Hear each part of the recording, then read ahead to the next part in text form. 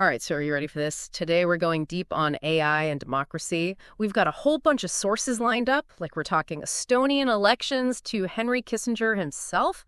Yeah, that Henry Kissinger. We're going to be looking at YouTube videos from Mr. Persistence, Insider News, Los Angeles Loyalin, School of International Service, AU, LSE, DW News, and The Economist. It's going to be pretty wild. Sounds like a fascinating mix. Yeah. I'm ready to see what these sources have to say about the future of democracy with all this AI stuff happening. Yeah, exactly. So today we're trying to untangle how AI could change how we vote, how we govern, and even like how we think about democracy in general. I think there's going to be some twists and turns we won't see coming. But to start things off, let's look at a real-world example, Estonia. Mr. Persistence has this video on how they used AI in their 2020 election. Made voting secure and verifiable. Oh, yeah. That's a really interesting case. So they were able to count votes in real time, both super accurate and fast. They use this blockchain technology thing. Creates a secure digital record for each vote. Think of it like a digital fingerprint for every vote that can't be messed with. This kind of transparency could really change things up, especially in places where vote counting takes forever and people don't trust the results. Yeah, it's like night and day compared to what happened in the US around that same time, right? All that controversy and delays makes you think maybe AI could prevented some of that chaos. The video even talks about AI reminding people to vote, like a personal assistant for democracy. It's true that every vote does matter, but the video really highlights that it's the overall result that really matters in the end. AI could definitely help get more people to vote, but the big question is, can it make the whole process more trustworthy and efficient? Okay, so get this. Next source is Henry Kissinger's perspective on AI from Insider News. The guy who advised presidents is now talking about artificial intelligence. Oh, wow. Kissinger always has something interesting to say. His view on AI is pretty thought-provoking. He's worried that AI, with its ability to process information so fast, might start coming up with its own opinions and maybe even influence human decisions in ways we don't really understand. Wait, hold on. Are we talking about machines thinking for themselves? That's like straight out of science fiction. Yeah, it does sound like sci-fi. But it's a question we need to seriously consider. What happens when AI starts shaping how we see the world? Does it help us, or could it lead us to just blindly follow whatever machines recommend without even questioning their logic? Whoa. It's like Kissinger saying we might end up serving machines instead of the other way around. That's kind of freaky. Yeah, it does raise some concerns about human agency. Can we still make our own choices in a world where AI is calling the shots? It's definitely something to think about. And it actually leads us to another important idea. Democratic backsliding. We've got the Los Angeles Loyalin and School of International Service AU videos, plus some academic papers here, all pointing to this troubling trend. So imagine a democracy slowly eroding from within, like a building with cracks in its foundation. That's democratic backsliding, the gradual weakening of democratic principles and institutions. What's scary is that it can happen even in countries that have been democracies for a long time. So it's not like countries suddenly becoming dictatorships overnight. It's more subtle. Right. It's a slow process where those democratic norms are chipped away bit by bit, often by the elected leaders themselves. Think about restrictions on free speech, the courts being undermined, or elections being manipulated. These are all warning signs. And this isn't just happening in faraway places, right? The AAU video with Denise Dresser, the political analyst, she's worried about places like Hungary, Poland, and even the U.S. and Mexico. Dresser's argument is that sometimes the very leaders who are democratically elected, they can be the ones who dismantle democracy. They might come into power promising to uphold democratic values, but then they turn around and use their position to weaken checks and balances, silence opposition, and just grab more power for themselves. Her analysis of what's going on in Mexico, where she's from, is really eye-opening. She talks about how President López Obrador uses tactics that we see in other cases of democratic backsliding. Yeah, Obrador holds these daily press conferences where he controls the narrative, attacks his critics and anyone who opposes him. Dresser even shared a personal story about being publicly attacked by the president, and then the legal system failed to protect her rights. That's pretty messed up. It's like he's using his platform to silence anyone who disagrees with him. Dresser argues that what Obrador's doing, while definitely concerning, is also a symptom of deeper problems in Mexican democracy. You know, the country has a history of corruption, lack of accountability, which creates this environment where a leader like Obrador can take advantage of people's disillusionment. Yeah, it's a reminder that democracy can be fragile. even in places where we think it's strong. For sure. So let's zoom out a little bit. Look at the global picture. The LSE video and The Economist both paint kind of a bleak picture of declining trust and democracy worldwide. Not just Mexico, it's like everywhere. And what's interesting is the pandemic seems to have sped this trend up. Governments everywhere had to take on more power to handle the crisis. But it also showed how limited they are in protecting everyone equally. Yeah, like the pandemic exposed the cracks in the system. The Economist video talks about how millions lost their jobs, domestic violence went way up, the gap between rich and poor got even wider. It's no wonder people are disillusioned. Yeah, the pandemic showed that. Even in democracies, the state has a lot of power, but they don't always use it fairly or effectively.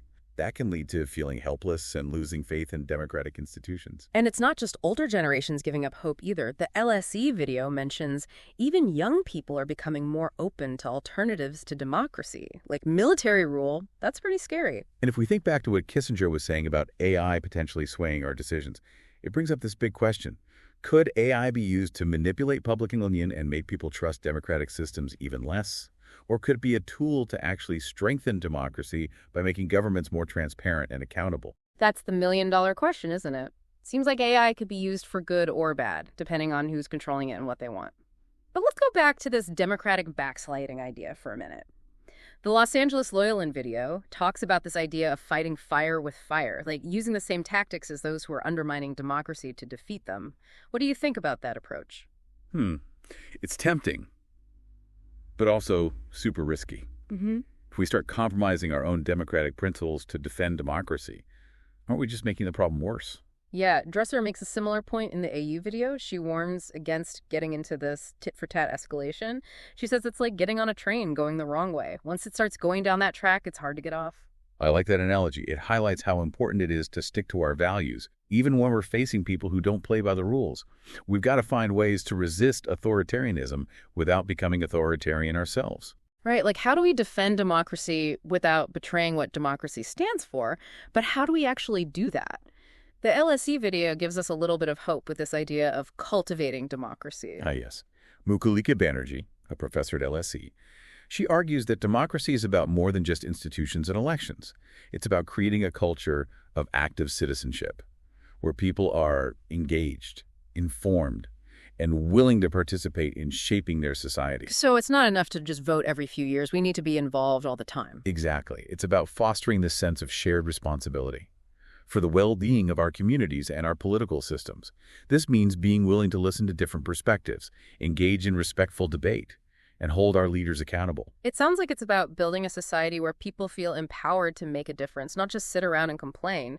But how do we actually create that kind of culture? It seems pretty daunting. Well, the LSE video uses the university itself as an example. It's a place where people from all over the world come together, sharing ideas and learning from each other. It's kind of a microcosm of what a healthy democratic society could look like. Diverse, vibrant, intellectually stimulating. But not everyone goes to LSE. How do we bring that kind of environment to the real world, where people are busy and don't have time for these deep philosophical conversations about politics? Well, that's where technology comes in. You know, the Mr. Persistence video actually suggests that platforms like Twitter, while they get a lot of flack for spreading misinformation, they can also be powerful tools for connecting people and fostering dialogue. It all comes down to how we use them. So instead of just endlessly scrolling and getting mad at people we disagree with, we should be using social media to have real conversations and try to understand different perspectives. It's tough, especially with how polarized things are these days. But it's super important for a healthy democracy. We need to break out of our echo chambers, expose ourselves to a wider range of viewpoints. But what about all the misinformation and fake news floating around on social media? It's hard enough to have a civil conversation when everyone's working with different facts. That's a good point, and that's where AI might actually be able to help. The Mr. Persistence video also explores how AI algorithms can be used to find and flag false or misleading information. Could be a powerful way to fight misinformation and promote more informed public discourse. So AI could be part of the solution, not just the problem. Yeah. Okay, that's a bit reassuring. But let's not forget that AI itself can be biased too, right? Who gets to decide what's true and what's false? Do we really want algorithms making those decisions for us? Absolutely. That's crucial. We have to be super careful about giving AI too much control over our information. Human judgment needs to stay at the heart of these systems, making sure they're used ethically and responsibly. It's like we need to balance the benefits of AI with protecting human agency and those democratic values. Okay, let's shift gears a bit. Talk about something a little less abstract. Elections. The DW News video focuses on all those big elections happening in 2024, from India and South Africa to Taiwan, the US, and the European Union. It feels like the whole world is holding its breath. The stakes are definitely high, especially in places like India and South Africa, where democratic backsliding is a real concern. These elections could determine whether those countries keep moving towards authoritarianism or recommit to democratic principles. The DW News video even asks, is democracy eating itself alive? Bit dramatic, but it does make you wonder if democracy is strong enough to handle all the challenges it's facing. It's a question that's been around for centuries. Democracy is messy, unpredictable, constantly changing. But it's also the best system we have to ensure freedom, justice, and accountability. But if democracy is all about what the people want, what happens when the people themselves are being manipulated or lied to? How do we protect democracy when truth itself is under attack? Well, that's where education and critical thinking are super important. We need to give people the tools to separate fact from fiction, recognize propaganda and misinformation, and have productive conversations with those who hold different views. So it's not about telling people what to think, it's about teaching them how to think for themselves. But how do we do that in a world where everyone's bombarded with information from all sides? It's like we're drowning in data. And that's where AI might actually be able to play a positive role. Instead of just filtering out information, AI could be used to create personalized educational experiences, tailoring content to how individuals learn best. Imagine AI helping us become more informed and engaged citizens, rather than just passive consumers of propaganda. That's a vision I can get behind. But it also raises concerns about who controls these AI systems and what their motives might be. We need to make sure AI is used to empower people, not control them. You got it. It's a delicate balance.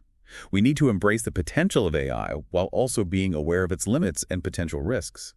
In the end, the future of democracy depends on our ability to use technology in a way that serves human needs and values. It's like we're at a fork in the road. We can either let technology control us, or we can use it to build a more just and fair world. The choice is ours. So it seems like we're in this weird spot. Democracy's having a tough time. AI is getting more powerful. And they're kind of tangled up together in ways we don't fully get yet. Feels like we're on the verge of something huge, something that could totally change the world. Yeah, no doubt about it. It's a time of huge uncertainty, but also massive potential. The decisions we make now, individually and as a society, will shape things for generations to come. Okay, that sounds both exciting and kind of scary. But let's break it down a bit. We've talked about the threats to democracy, backsliding, populism, misinformation. But are there any bright spots? Any reason for hope? Right now, it feels like democracy is kind of on the ropes. It's true, there are serious challenges. But democracies also bounce back from a lot throughout history. What's encouraging is more people are aware of these threats now, and they're starting to fight back. Can you give me some examples? I need some good news here. Well, we're seeing more civic engagement. People are protesting, demanding accountability, defending democratic values. There's also a growing movement to fight misinformation, with fact-checking organizations and initiatives to help people be more media literate gaining traction. So people are realizing they can't just sit around and watch democracy fall apart. They got to actually do something to protect it. Exactly. And technology, even with its risks, can also be a powerful tool for renewing democracy. We can use AI to make government more transparent, make it easier for citizens to connect with their elected officials, and hold those in power accountable for their actions. So instead of being afraid of technology, we can use it to make democracy stronger. I like the sound of that. But this all sounds a bit theoretical. What can regular people actually do to make a difference? First step is to be informed and engaged. Stay current on what's happening. Read from different sources. Learn to think critically about the information you come across. So less doom scrolling and more thoughtful engagement. I can try that. Definitely. And don't underestimate the power of your voice. Participate in your community. Contact your elected officials. Make sure your opinions are heard. So it's about being an active citizen, not just a passive observer. But what if I feel like my voice doesn't matter? Like the system is rigged against ordinary people? That's a common feeling. But remember, democracy is a team effort. It needs everyone to participate, not just a select few. And change takes time. It's a long and often frustrating process. But it's worth it. It's like that saying, the only thing necessary for evil to triumph is for good people to do nothing.